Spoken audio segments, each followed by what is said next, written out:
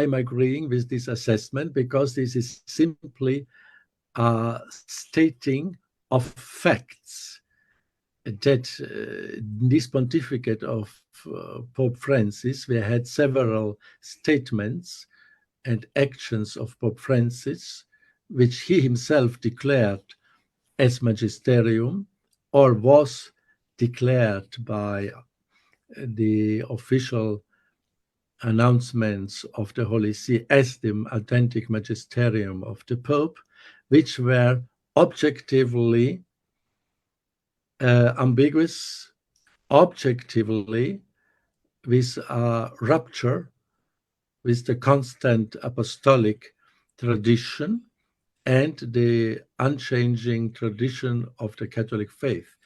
Let us say the permission of the Pope for the divorced and remarried, in some cases to receive the sacraments without the condition that they must live in continence, or the Declaration Abu Dhabi about the plurality or diversity of religions, and now the confusing document on transsexuals and homosexuals being godparents in baptism.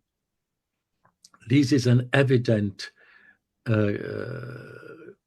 crisis. This is an evident phenomenon of a crisis of those who hold the magisterium and exercising today even the papal magisterium. And in this case, I am agreeing with Cardinal Sarah. The magisterium, yes, can be in under some conditions in crisis, or what does mean crisis? Pronounce ambiguity or even errors. In very rare occasions, it happened in the past. And so, but because, why? Because God guaranteed to the magisterium infallibility, or to be free from errors only under very strict conditions. It means the infallibility.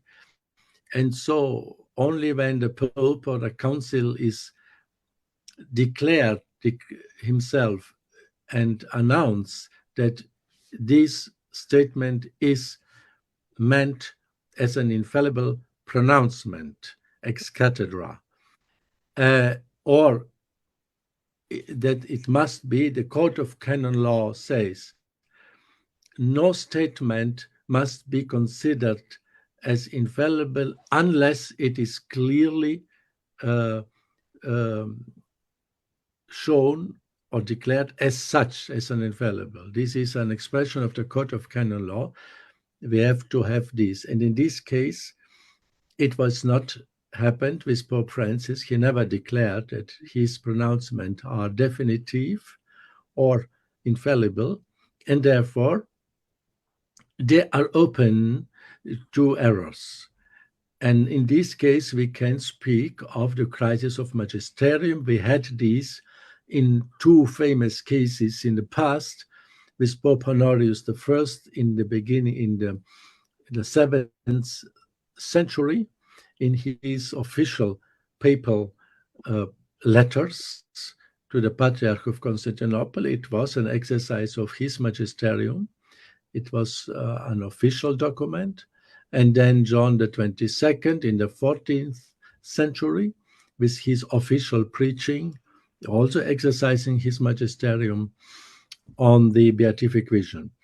And it was corrected posthumously. These both popes were corrected.